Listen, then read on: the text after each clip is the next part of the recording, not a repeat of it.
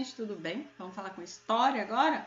Capítulo 2, página 204. E lembre, sempre, precisou parar o vídeo? Para, volta, vai pra frente, volta. O vídeo é seu, tá bom? Aproveita. Então vamos lá. No capítulo 1, no primeiro capítulo, a gente falou sobre os patrimônios materiais e os patrimônios imateriais. Vocês lembram disso, não é? Lembram, eu sei que lembram. O que são os patrimônios materiais? Todos aqueles que a gente pode tocar. Alguns ficam dentro dos museus, outros não é? São prédios, construções, a gente tem patrimônio da natureza, né? Lembram? E os patrimônios imateriais são aqueles que não duram, como as comidas, certo? As canções, as danças, nada que a gente consiga guardar no museu, certo? Agora, no capítulo 2, eu vou ler com vocês os lugares da memória. Então, eu vou lendo, como sempre, e vou explicando, combinado? Em seu dia a dia, você passa por diferentes ruas e avenidas. Cada uma delas tem um nome, usado para indicar a localização de casas, lojas, escolas, hospitais e outros estabelecimentos. A casa de vocês fica em qual rua? Qual é o número da casa? Em qual bairro que fica? Tudo isso mostra como chegar na casa de alguém, tá? Você já observou as placas que identificam os nomes da rua? Sabe como é feita a escolha desses nomes? Quem é que escolhe esses nomes? Já vou explicar. Os nomes das ruas podem ter significados diversos, quer dizer, diferentes. Muitas vezes eles têm características da região. Por exemplo, se a rua é do Alto, eles vão falar assim, Rua do Alto. Se é a Rua da Praia, eles vão chamar de Rua da Praia.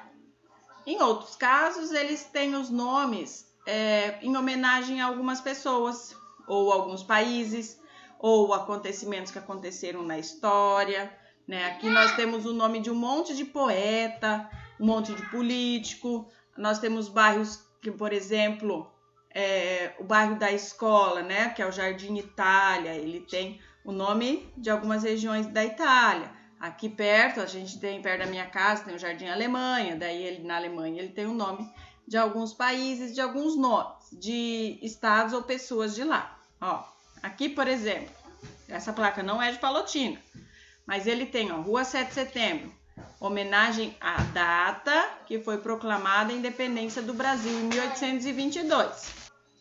O que mais essa placa mostra para nós? Que essa rua vai do número 20.050 até o número da casa 5.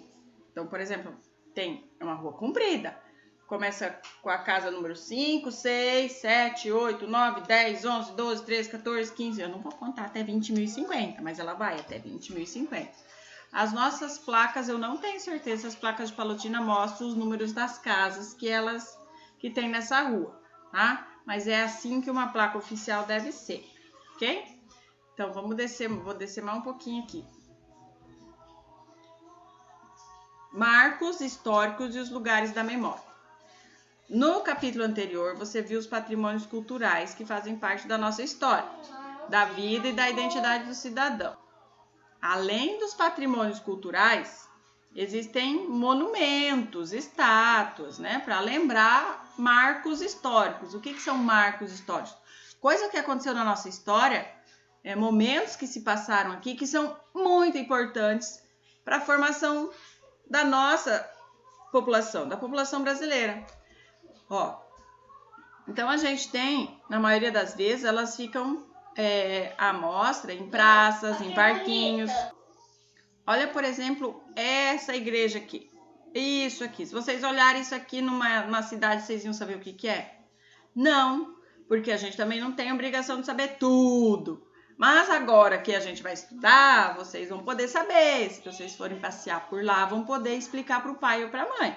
Então, vamos ver o que é essa pedra aqui, que ela é toda talhada, toda desenhada. Ela é um marco do descobrimento, também conhecido como Marco da Posse. Ela fica em Porto Seguro, na Bahia. Quem já foi em Porto Seguro, talvez tenha visitado o Marco da Posse.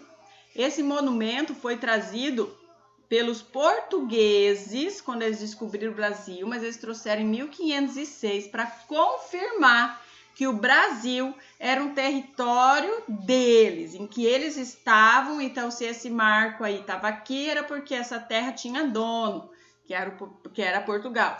Então, isso aqui era como se fosse um marco para dizer, isso aqui tem dono, ninguém pode vir aqui, como se fosse uma bandeirinha, tá? Então, essa é o marco do descobrimento. Olha só algumas outras fotos de Porto Seguro do marco do descobrimento. Ele fica aqui, ó, tá vendo? De frente a dois patrimônios históricos também. Olhando do outro ângulo, olhando desse canto aqui, a gente fica assim, ó, de frente para o mar. Tá vendo que legal? Fica de frente para o mar. E ele é todo detalhado na pedra, é uma pedra talhada. Então, isso aqui fica lá em Porto Seguro, na Bahia. Esse é o marco. Então, isso é também um lugar que a gente guarda na memória. Olha o marco de frente. Aqui ele tem o brasão da coroa real de Portugal. Esse é o marco de frente. Então, esse é um modelo do marco histórico, algo que aconteceu no nosso país que representa muito, tá? A sua história pessoal também tem determinados marcos. O seu nascimento, por exemplo, é um marco importantíssimo, tá? Foi o momento da história da sua família, da sua mamãe, do seu papai, que vai ficar para sempre na memória deles. Eles jamais vão esquecer aquele dia, tá? Aquela semana, aquele mês, os primeiros passos, a primeira palavra. Então, tudo isso, todos os acontecimentos são importantes para algumas pessoas e são importantes para mim.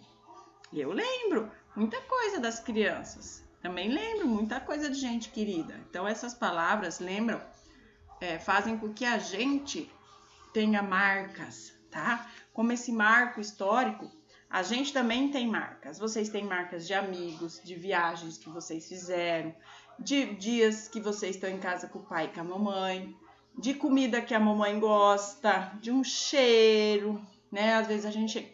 Ai, que cheirinho de bolo da avó. Ai, que cheiro bom da carne do pai. E qual que é o cheiro? Vocês lembram do quê? Né? Então a gente cheira...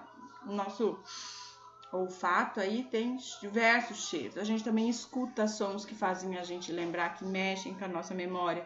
Coisas que a gente vê que fazem a gente pensar em outras, né? Não acontece? A gente vê alguma coisa e fala assim, nossa, parece uma vez que aconteceu comigo.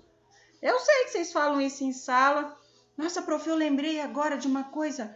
Vocês participam quando vocês lembram e isso é muito bacana. Esses são marcos da memória, tá? Então, ó, complete o texto com as palavras do quadro. Marcos, esculturas, monumentos e acontecimentos. Os históricos são considerados importantes para o conjunto de pessoas. Os marcos podem ser homenageados com a criação de monumentos. A gente faz fotos, a gente faz vídeos, a gente faz desenho, como construções e a gente também faz escultura, dá para fazer, tá? Entre ação. Você conhece algum marco histórico da sua cidade? Você já viu algum monumento construído na memória de algum acontecimento? Siga o roteiro para conhecer um pouco mais a história da sua cidade e anota as respostas no caderno. Então aqui, qual é o marco histórico mais conhecido da nossa cidade? A gente tem uma pedra que fica no começo da cidade, que é um marco histórico. Essa pedra fica na entrada de Palotina, ali perto da Cevale, do mercado da Cevale, quase em frente à rede, por ali. É uma pedra branca que fica bem na entrada. Tá? Outro marco histórico que a gente tem é o semeador, a gente tem a própria praça, a gente tem um marco histórico que fica ali na Praça do Rafael Piveta, que tem o busto do nosso antigo prefeito. Então, vários são os marcos que nós temos aqui, tá? Então, vocês vão escolher e vão tentar fazer. Quem conseguir achar, tá? Pode desenhar e mostrar. Quem não conseguir, não tiver tempo, o prof também não vai ficar brava, não, tá bom? Memória individual e coletiva, o que é isso? Prof! Vou ler aqui e a gente vai descobrir. Você consegue guardar tudo que acontece na sua vida? Eu não consigo, às vezes eu preciso dar uma olhadinha nas fotos para lembrar. Vocês lembram o dia que vocês nasceram? Eu não me lembro. O médico deve lembrar. Aí até hoje, tudo. Assim, na hora que eu pedi, o que aconteceu no dia 3 de novembro de 2018? Alguém lembra? Eu não me lembro, não adianta nem tentar que vai ser uma tragédia. Então, como que a gente faz para guardar tudo isso na memória? Porque se a gente viveu, tá guardadinho. Como que a gente faz para lembrar? Se quando a gente é pequeno, a gente não lembra. Quem vai lembrar? O papai, a mamãe, a vovó, a tata, a irmã, o irmão, né? Então, quando a gente é pequeno, a gente não lembra. Mas as outras pessoas lembram. E a gente lembra de muita coisa. E algumas coisas fazem a gente lembrar. Então, olha só. Para saber mais sobre a história, vamos conhecer a história do Guilherme Augusto Araújo Fernandes. Ele é uma criança que mora ao lado de um asilo, ou seja, uma casa onde vivem vários idosos. Palotina também tem um asilo. Guilherme gostava de ouvir histórias e visitá-los para ouvi-los contar histórias ou simplesmente ajudá-los quando precisavam de algo. Havia uma idosa de quem o Guilherme Augusto gostava muito, que era a Dona Antônia. Ela estava perdendo a memória e o menino queria ajudá-la. Mas ele não sabia o que era memória, então decidiu investigar para descobrir como poderia ajudar a Dona Antônia. Saiu perguntando para todos o que era a memória. Depois de conversar com os amigos idosos, a sua família, o Guilherme Augusto descobriu que a memória é o conjunto das nossas lembranças. E ele então decidiu reunir vários objetos que pudessem ajudar a Dona Antônia a recuperar as lembranças que ela havia perdido. Guilherme Augusto foi visitar a Dona Antônia e deu a ela uma por uma, cada coisa de sua cesta. Que criança adorável que me traz coisas maravilhosas, pensou a Dona Antônia. Então ela começou a se lembrar. Ela encostou uma concha no ouvido e lembrou da vez que tinha ido à praia de bonde, há muito tempo, e como sentira calor com as suas botas de amarrar. Ela pegou uma medalha e lembrou com tristeza do seu irmão mais velho que tinha ido para a guerra e nunca mais voltou. Ela jogou a bola de futebol para Guilherme e lembrou do dia em que se conheceram e de todos os segredos que haviam compartilhado. Essa é a história dele mesmo, né? Então, é bacana se a gente conseguisse o livro, a história inteira, vocês iam gostar. Tem gente que perde a memória, é uma doença, né? De Alzheimer. Os cientistas ainda estão batalhando para descobrir uma cura para isso, porque é muito ruim. Imaginou a gente não lembrar quem são as pessoas que estão perto da gente, não lembrar o que a gente fez. Então, lembrar, ter memória é muito bom, é uma dádiva isso, não é? É o nosso tesouro também. Então, olha só. Exercício 1. Guilherme Augusto reuniu uma série de objetos para ajudar a Dona Antônia a recuperar suas lembranças. Na sua opinião, é possível afirmar que esses objetos fazem parte da memória daquela senhora, Dona Antônia? Vocês acham que tudo que ele entregou, a memória, a bola e a concha, fazia parte da vida dela? Por que vocês acham? Acho que sim? Acho que não? Você possui algum objeto que faz lembrar de alguma coisa que você viveu, de alguma situação vivida? Se sim, que objeto é esse? Do que você se lembra? O que vocês têm aí na casa de vocês, que quando vocês olham, vocês lembram de alguma situação que vocês viveram? Tem uma coisa? Quero ouvir. Agora é o seguinte, para a Dona Antônia, o contato com determinados objetos a ajudou a resgatar lembranças que fazem parte da sua memória. Como essas lembranças são particulares da Dona Antônia, podemos dizer que elas fazem parte da memória individual, que é do indivíduo, tá? A memória dela. Além dessa memória individual, a minha, a sua, a memória da mãe, a memória do pai, a gente também tem uma memória coletiva, uma memória que todo mundo vai saber. Por exemplo, eu não sei da história do irmão dela, nem sei quem é o irmão dela. Eu não sei qual é a bota de amarrar dela, eu nem sabia que ela tinha ido para a praia, tá? Então, é uma memória dela. Mas se a gente falar em uma memória coletiva e olhar para aqui, para esse monumento, a gente tem o monumento do Zumbi de Palmares. A gente já falou sobre eles, né? É um negro muito inteligente que falava 6 línguas, autodidata, que lutou pela liberdade dos escravos no Brasil. foi morto, infelizmente, mas ele é um marco da nossa história porque ele foi um guerreiro, certo? Então, isso a gente chama de memória coletiva, porque todo mundo conhece, sabe, já ouviu, ou se ouviu, já entende, certo? Então, a memória coletiva é desenvolvida com base nas experiências de um grupo, ou seja, são lembranças compartilhadas por um grande número de pessoas que muitas vezes transmitem essas lembranças para os filhos e netos. Assim, é possível afirmar que os monumentos instalados em lugares públicos são uma forma de valorizar a memória coletiva, como essa do Zumbi de Palmares. Agora vamos aqui, página 209. Aqui tem uma atividade para a gente fazer, já vamos fazer. Ruas, avenidas e praças. Lugares de memórias na cidade. Você já parou para pensar, vocês, o nome das ruas? O nome da rua de vocês tem esse nome por quê? A minha casa fica numa esquina. Minha casa, na frente é a rua Bandeirantes. Os bandeirantes são aquelas pessoas que primeiro chegaram aqui, são os desbravadores.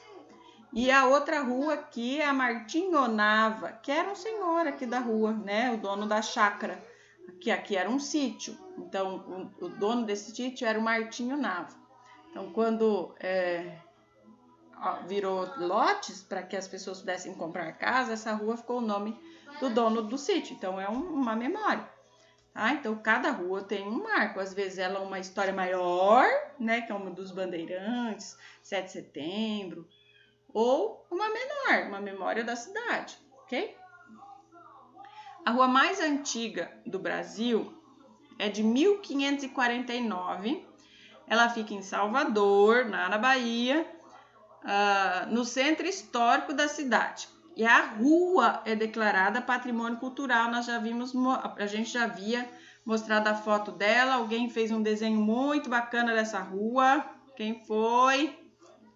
Hoje ela recebe o nome de Rua Chile, mas seu primeiro nome foi Rua Direita de Santa Luzia.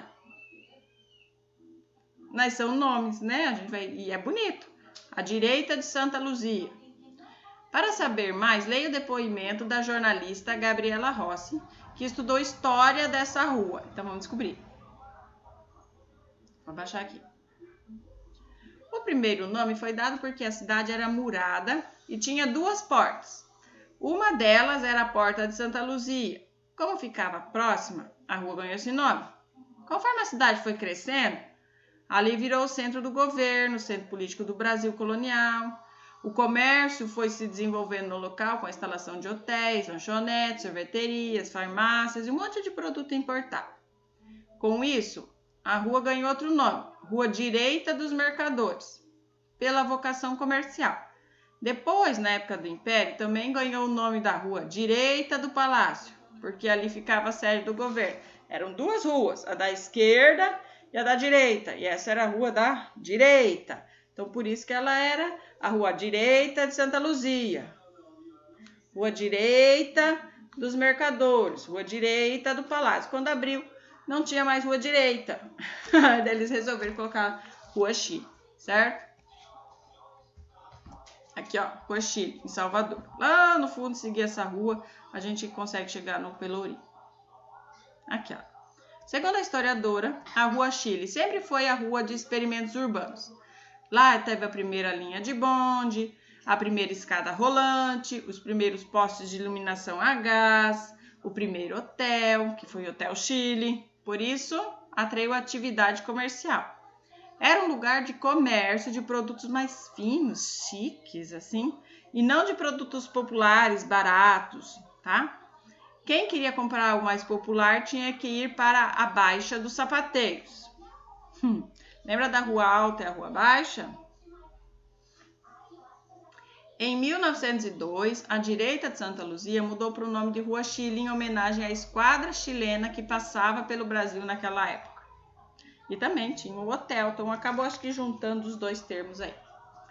Assim como Salvador, muitas cidades brasileiras têm ou tiveram ruas com o nome de direita, Muitas delas se tornaram as mais conhecidas da cidade, pois eram movimentadas e nelas se concentrava o comércio. Por exemplo, a nossa cidade Palotina. Nós já fizemos uma pesquisa para falar que Palotina vem dos padres palotinos. Eles não foram os nossos bandeirantes, mas eles ajudaram também com os marcos, eles também ajudaram no desenvolvimento do município, então em homenagem a eles, então também é um marco histórico. Qual é o nome da rua ou avenida principal da cidade em que você vive? Que atividades são realizadas nela? Então vocês vão pensar com vocês aí, qual é a rua mais importante de Palotina? Vocês pensem, tá bom? Agora aqui, observe a imagem lá. Tem uma imagem, tá? Lá em Salvador, eu acredito. Não, vamos ver. Rua Direita, Rio de Janeiro, de Félix Emily Taunay. É de 1823, tá? Então, esse aqui é uma foto que tá na Pinacoteca. Aquarela, então é um quadro. E grafite. Então, ele tem papel e tem tintura. Sobre papel, não é sobre tela nem sobre pano. Quem fez isso pintou em cima de um papel. Onde que ela está guardada? Está guardada no acervo da Pinacoteca, olha aqui, Pinacoteca, do estado de São Paulo. Mas representa uma rua do Rio de Janeiro. Pertence aonde que vai estar? Em qual acervo? Vai estar salvo com a coleção brasiliana da Fundação Estudar, tá? É bonito? É bonito. O que a gente vê aqui? A gente vê em casas, vê postes, pouco poste. Tem um aqui e um aqui no fundo. Mas a gente vê um monte de gente com roupa chique, né? Ó. A gente também vê escravos. É uma rua movimentada. Em que ano essa imagem foi produzida? Tá aqui, ó, escritinho aqui. Ao observar a gravura, você imagina que essa rua era importante para os moradores do Rio de Janeiro ou não?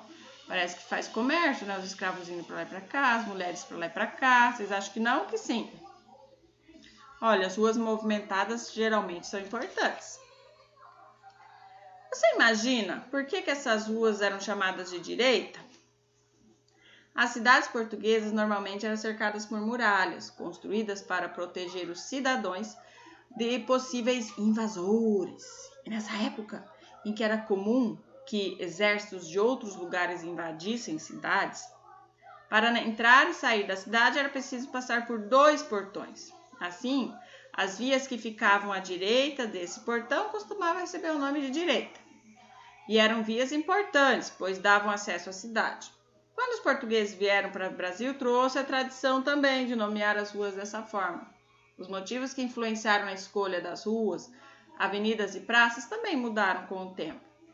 É comum encontrar nas cidades brasileiras, principalmente nas mais antigas, os nomes relacionados às referências geográficas, Rua Direita, Rua de Cima, Praça da Sé, e referências comerciais também, por exemplo, Rua dos Mercadores, Rua do Ouvidor, Rua do Sapateiro. Tem referência religiosa, que se refere à religião, Rua do Bom Jesus, e a gente tem várias outras. Também é comum que as ruas recebam o nome de pessoas, tá? Ou de datas. Então, tudo isso, ó, 21 de abril, 7 de setembro, certo? Beleza? 5 de junho. Você sabia que há cerca de 344 ruas e avenidas com o nome de Dom Pedro II no nosso país, em homenagem ao imperador do Brasil, que viveu aqui entre 1831 e 1889.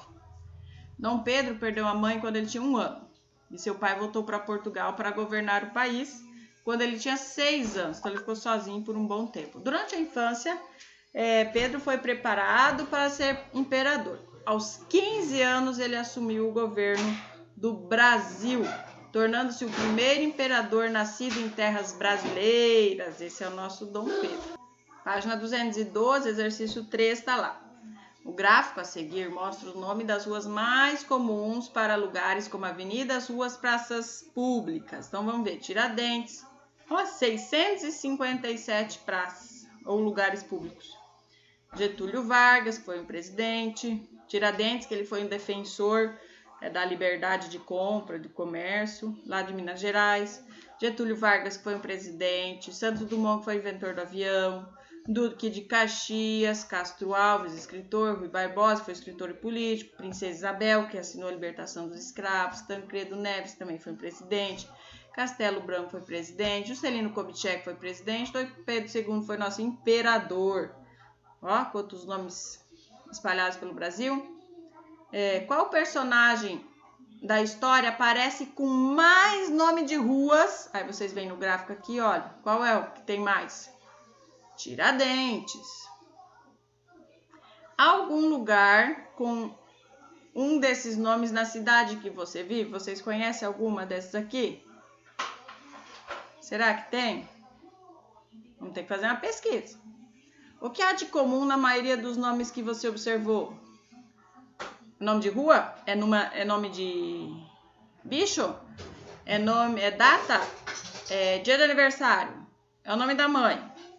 É em homenagem a quem? É em homenagem a pessoas importantes da nossa história, certo? Por que você acha que mais mulheres deveriam ser homenageadas em nome de rua? Tem nome de alguma mulher aqui? Tem, ó, Princesa Isabel. Né? Vocês acham que deveria ter mais nome de mulher nas ruas? Vocês acham que sim ou acham que não? Isso é a resposta pessoal de vocês. Para falar quem foi a Princesa Isabel, é essa aqui a nossa Princesa Isabel. Não é linda? Os nomes desses locais nos dizem muito sobre como as pessoas de outras épocas viviam. Você deve ter percebido que no gráfico a maioria dos nomes eram masculinos. Falou. Isso significa que a maior parte das vias públicas homenageia os homens. O nome feminino que aparece é da Princesa Isabel, tem 413 ocorrências. Essa diferença mostra que no passado a construção da história e da memória privilegiou mais as ações dos homens do que as ações das mulheres. No Brasil existiram muitas mulheres que, assim como a Princesa Isabel, também realizaram feitos importantes na nossa história, mas são poucas que são valorizadas e muito menos aquelas que são lembradas por tudo que fizeram por nós, tá? Então, as conquistas, às vezes, não são lembradas. As mulheres que se dedicaram. Ó, Isabel é a princesa do Brasil, a retrata foi feita por J. Bernieri, do século XVIII. Ela é filha do Dom Pedro II. E ela é conhecida por ter assinado, em 13 de maio de 1888, a Lei Áurea, que proibiu a escravidão no Brasil. Agora, outro você sabia que muitas cidades brasileiras também é comum haver ruas, avenidas e praças com nomes de grupos indígenas, como Tupinambás, Goitacazes, Guajararas, ou nomes originários de língua indígenas, Ipanema, Ipiranga, entre outros. Após o contato com os portugueses, diversos grupos indígenas foram extintos ou perderam muitas pessoas que morreram em confrontos ou por doenças trazidas pelos brancos. A utilização dos nomes indígenas nas ruas e em praças é uma forma de recordar a memória e, de certa forma, também homenagear eles. A rodovia dos Tamoios. Vamos descer para a próxima página. Leia a letra da canção Rua das Cidades, de Lô Borges e Márcio Borges. Rua das Cidades. Guaicurus, Caetés, Goitacazes, Tupinambás, Aimorés, todos no chão. Guajajaras, Tamoios, Tapuias, todos timbiras, tupis, todos no chão. A parede das ruas não devolveu os abismos que se rolou, horizonte perdido no meio da selva, cresceu o arraial. Passa bonde, passa boiada, passa trator e avião. Ruas e reis, Guajarraras, Tamoios, Tupias, Tupinambás, Aimorés, todos no chão. A cidade plantou no coração tantos nomes de quem morreu, no horizonte perdido, no meio da selva, cresceu o arraial. Por quê? Porque a gente sabe que os habitantes originários do nosso Brasil eram os índios, né? Todos esses, Tupis, Tupinambás, Tamoios, Tupuias, Guajarraras, Caetés, Goitacazes, Guaicurus, os Guaranis, os Itapemas. Então, vários são as tribos e as etnias diferentes. E eles viviam aqui em harmonia, só que eles foram extintos e cada vez mais eles estão sendo empurrados e às vezes obrigados a viver de outra forma. Minha avó era índia. Canção. A Rua das Cidades faz referência aos nomes de algumas ruas de Belo Horizonte, cidade em que os compositores nasceram. Na canção, há alguns nomes destacados em negritos. Vocês sabem o que representa? O prof já explicou, né? São os grupos indígenas. Na sua cidade, tem nome de índio? Não me recordo. Vamos ter que fazer uma pesquisa. No trecho, a cidade plantou no coração tantos nomes de quem já morreu. Recorda o quê? O que isso recorda? Recorda que eles colocaram o nome dos grupos indígenas, mas eles já morreram, não é? Então, por causa do rápido crescimento das cidades, da ocupação dos novos espaços, foram criados muitos nomes para as ruas e avenidas, sendo comum nomeá-las com letras do alfabeto. Rua A, Rua B, Rua 2, Rua 5, também tem isso, tá? Quando surgem novos loteamentos na cidade, muitas ruas são identificadas assim. Essa Rua A, essa Rua B, Rua C, Rua D. E depois, com o tempo, as ruas podem tomar outros nomes, combinado? Quem mora aí com rua tem esses nomes? Ruas, avenidas e praças são lugares de memórias. A gente usa para guardar as memórias, pois são espaços que podem nos ajudar a lembrar o significado de momentos, de mudanças na sociedade ou de coisas que aconteceram aqui. Combinado? Então, olha só. Ruas, avenidas e praças recebem nomes que estão ligados a um significado. Associe a coluna de acordo com a referência usada para a escolha do nome de cada via. Então, lá. Personagem histórico. Qual que é um personagem histórico? Rua Tiradentes. Uma data histórica. Aqui, ó. 13 de maio. Um nome indígena. Rua dos Caetés. Referência geográfica. Avenida Paulista. Combinado? Então vamos para cá. Estamos acabando o nosso conteúdo de história. Quem escolhe os nomes das vias em locais públicos? Geralmente quem faz isso hoje são os vereadores, lá na Câmara de Vereadores. O que eles fazem lá? Eles escolhem um nome, justificam por que esse nome é importante, por que essa pessoa, essa data, esse número foi importante. E eles vão decidir e vão votar.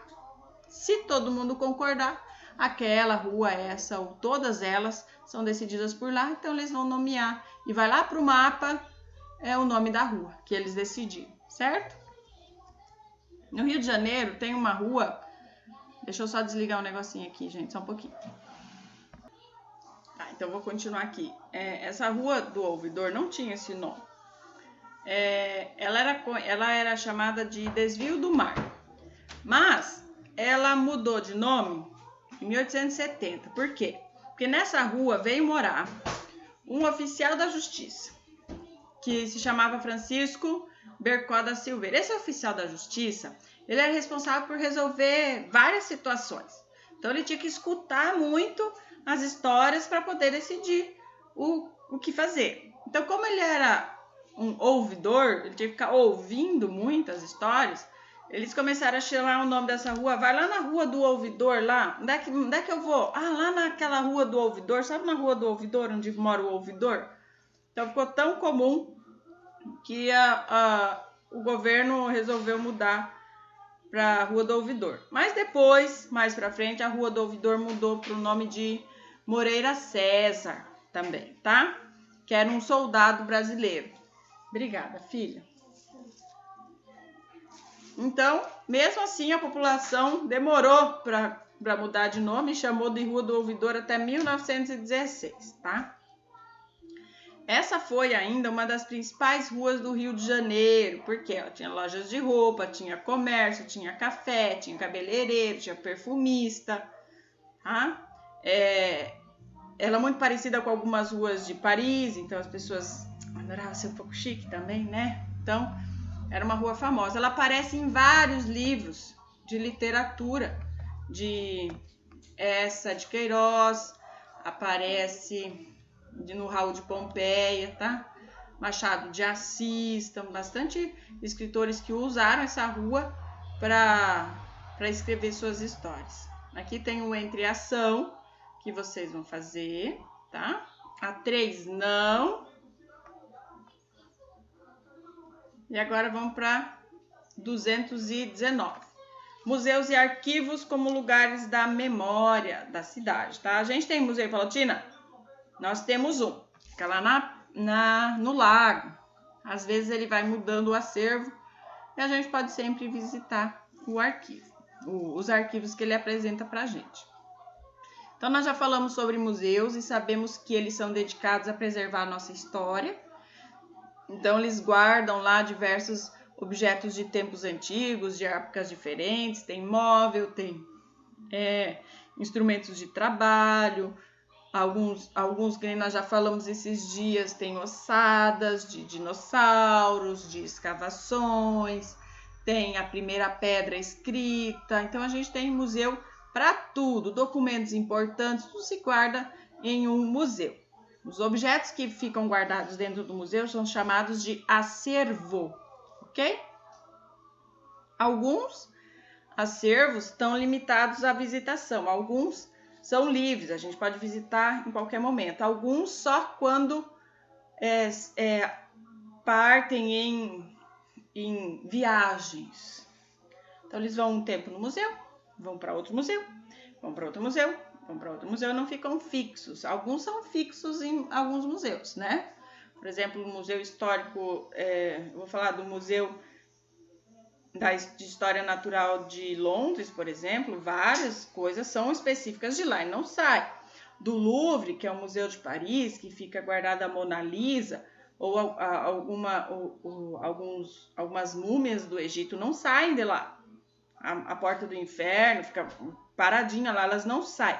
Outras exposições giram o mundo, para que todo mundo possa conhecer, tá bom? E não perder também essa nossa história. Esse aqui é o Museu Nacional do Rio de Janeiro, que há um pouco tempo atrás acabou sofrendo um incêndio e perdeu 20 milhões de itens. 20 milhões de itens. Então, eram coisas que marcavam a nossa história. Às vezes por descuido, às vezes por acidente, a nossa história acabou sendo perdida aí, tá certo?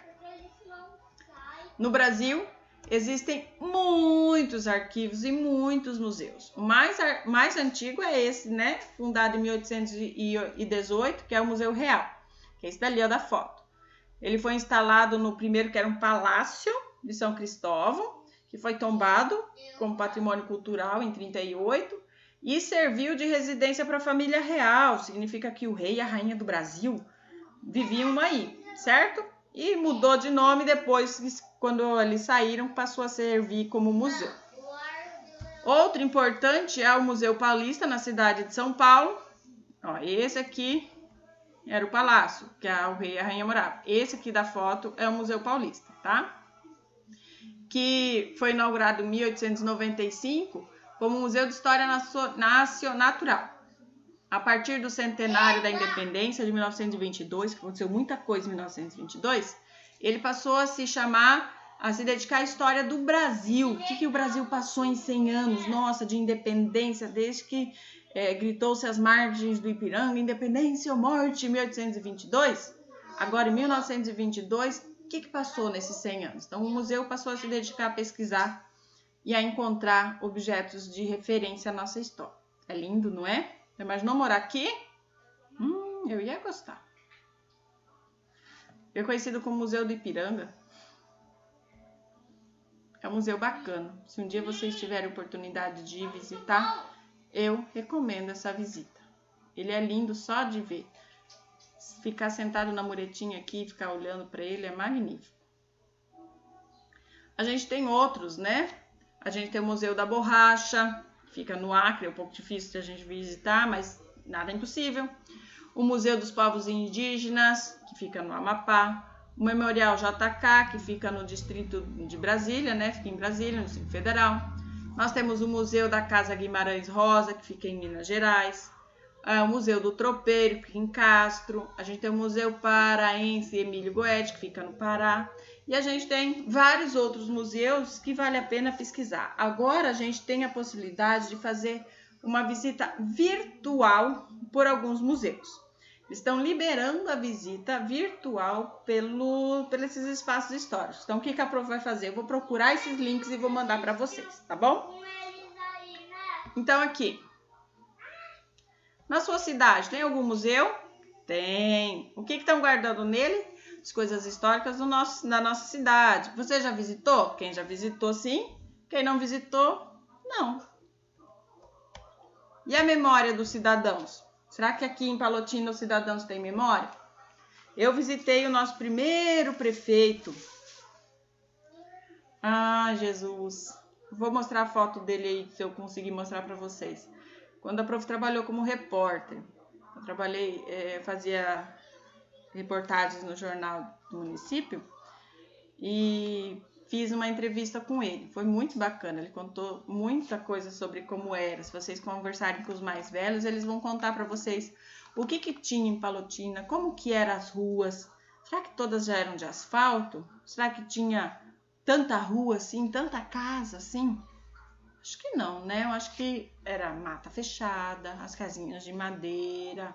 Devia ser bem difícil, né? Se vocês conseguirem conversar com alguém, avô, avó, às vezes eles vão contar sobre isso, tá? Então, a gente sabe que nós temos a memória dos cidadãos, que são a memória individual e uma memória de mais pessoas, aí então a memória coletiva, certo? Então, vamos ler aqui. Estudando sobre os lugares da cidade, podemos perceber que a memória está presente no dia a dia dos cidadãos. Sim, nos marcos e patrimônios históricos, nas ruas, avenidas, praças e tudo mais que foi construído e arquivado. Talvez você não saiba quem são as pessoas que dão nome às ruas e às praças da nossa cidade, ou o nome de prédios, ou o nome de praças, mas eles estão presentes no nosso dia a dia, os nomes estão ali. Significa que eles fazem parte de alguma coisa que aconteceu, combinado? Ó, o Museu da Língua Portuguesa, que também acabou sofrendo alguma tragédia alguns anos atrás, mas a gente tem memórias e ele é um museu legal de ser visitado, porque ele é um museu interativo, ele é um museu que traz muita tecnologia, então vale a pena visitar quem puder, tá? Essa montagem de fotos fica também no museu, ficou por um tempo no museu, não sei se está lá ainda, mas ele ficou no Museu da Língua Portuguesa, tá? Essa foto é de 2018.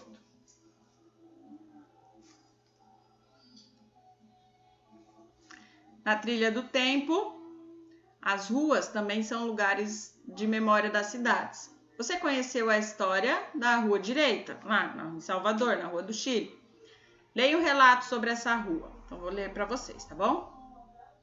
Mesmo que não fossem as compras, gostavam de olhar as vitrines na Rua do Chile urbanizada em 1903. Essa era uma das ruas de maior movimento da cidade, pois ali estavam localizados os principais cafés, as lojas, as casas de chá e tudo mais. Entretanto, consumir não era tudo. Olhar a última moda, encontrar-se com os conhecidos, estar à vista dos outros, fazia parte da sociabilidade. Então, essa é um depoimento, aí, um relato sobre a Neivalda Freitas de Oliveira, que fez sua dissertação, olha só a época, a dissertação dela, do período de 1890 a 1920, do mestrado da PUC. Então, ela está falando um pouco sobre a urbanização. Ela está falando que aquela rua era urbanizada, porque parecia uma rua de uma cidade importante. Mas o Brasil sempre foi importante. As ruas todas são importantes, elas não estariam ali. Minha opinião, tá certo? Então, aqui na 222 tem umas questões para responder. Que tipo de comércio tinha na Rua do Chile? Que atividades as pessoas... Por que as pessoas iam fazer lá? Quando elas iam na Rua do Chile, elas iam fazer o quê? E pelo relato, podemos perceber que as pessoas usavam a rua como um espaço de encontro, né? Elas iam fazer sociabilidade. Na rua da nossa cidade, também tem alguma rua para isso? Para fazer sociabilidade? Se não, onde que as pessoas aqui se encontram para se distrair? Que tal o lago? Lago, eu acho que o lago é esse lugar. Então, a 4 aqui vai ter um textinho, dicionário das ruas, e vocês vão interpretar o textinho. Às 5 também, vocês vão ler sobre o incêndio, tá? Que aconteceu no Museu Nacional. E depois vão responder aqui. Na 224, tem um texto, Marcos Históricos de São Paulo, tá? Que saiu no próprio Jornal de São Paulo, no Estadão. E eu vou ler para vocês, tá bom? Mais do que centros de compra, endereços como a Galeria do Rock, a Feiras de Artes do Benedito Calixto e o Mercado de Pinheiros exibem força de patrimônio que impulsiona as atividades comerciais. São marcos históricos e culturais que atraem a clientela, também turística. Com 7 andares, o centro comercial foi inaugurado em 1963 para atender a alta demanda por comércio da região. Foi a década de 1980 que ganhou atenção com a popularização das rodas de disco, hoje em 1450. Estabelecimentos entre lojas de CDs, skates, vestuários, estudos de piercing e tatuagem, além do salão de beleza. Pelo endereço que ganhou em 2001, o nome do Instituto Galeria do Rock, circulam 25 mil pessoas durante a semana e 36 mil nos finais de semana. Criada há 30 anos, a feira, na Praça Calixto, conta atualmente com 320 expositores, divididos em 3 setores: antiguidades, alimentação e artesanato. De acordo com a Associação dos Amigos da Praça Benedito Calixto, a responsável pela manutenção da feira e pela ponte, passam pelo local 7 a 10 mil pessoas todos os sábados. Bacana? O Mercado Municipal de Pinheiros foi aberto em 1º de março, com cerca de 40 boxes que hoje são agrupados em 2 ou mais. Tombado, que ele é um patrimônio histórico, o imóvel passou por uma reforma no começo dos anos 2000, quando o piso interno foi trocado, tudo modernizado. Vocês vão responder a 1, a 2, a 3 e a 4, combinado? O ponto de chegada, também quero que vocês respondam, a gente vai ler junto todas as atividades para fazer. Aqui tem uma cruzadinha para fazer, tá aqui na 225. Um exercício 3, 4, 5, 6. Os espertos aí vão parando para ler. A 7. Aqui é a prof vai ler junto com vocês na aula, tá bom? A 228 e a 29 não precisa, tá? E a hora de praticar nós vamos fazer junto para quem não der conta de fazer os exercícios em casa. Gente, até aqui, até a 227, eu quero que vocês façam. As outras a gente vai fazer em sala, combinado? Até aqui a prof vai corrigir. Como não tem muito conteúdo, a gente vai mais direto para as respostas, combinado? E quem tiver dúvida ou quiser compartilhar algum conhecimento. Pessoal, beijo, até amanhã!